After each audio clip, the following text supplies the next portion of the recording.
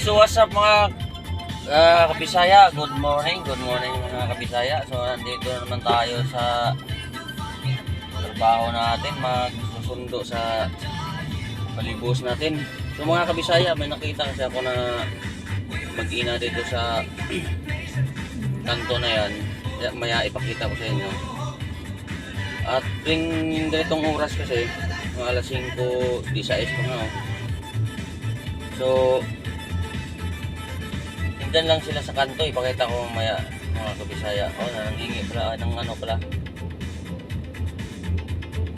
Kawawa nga mga kabisaya kasi yun yung siguro ang hanap buhay nila. Ganyan. So sa akin mga kabisaya, abutan lang natin ng konting tulong. Tapos nabidyohan ko na to sila, ay na daanan ko na to sila. Tapos yun, hindi natin na videohan, tapos hindi natin natanong kung taga saan sila. So tayo na mga kabisaya, daan natin, bukan natin.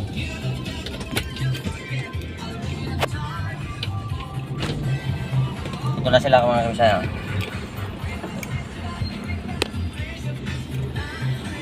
Morning, Nay.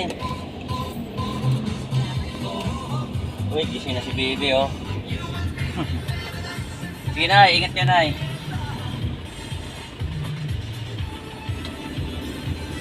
Hindi natin na-videoan. Parang dito sila banda mga kabisaya. So sa susunod na lang siguro mga kabisaya, kasi parang wala sa mood si nanay. Ang inano niya, sagot na ano na lang, salamat po. So hayaan niyo mga kabisaya, sana maanuhan na natin to sila, ma-interview natin si nanay. Kasi si Baby parang nagulat, nagising tuloy. Pero nasa ano lang, 6 years old na lang na yung ano ba, yung bata. Bali yung nakaraang ano yung buwan, August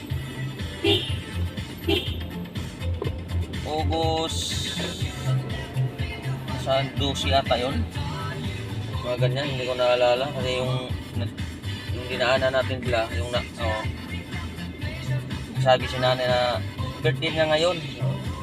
So yung napunta natin ng konti lang. So sana nga matulungan natin yung mag-ina ng mga kabisaya, at saka matanong muna natin kung taga saan sila at bakit nandun sila, no?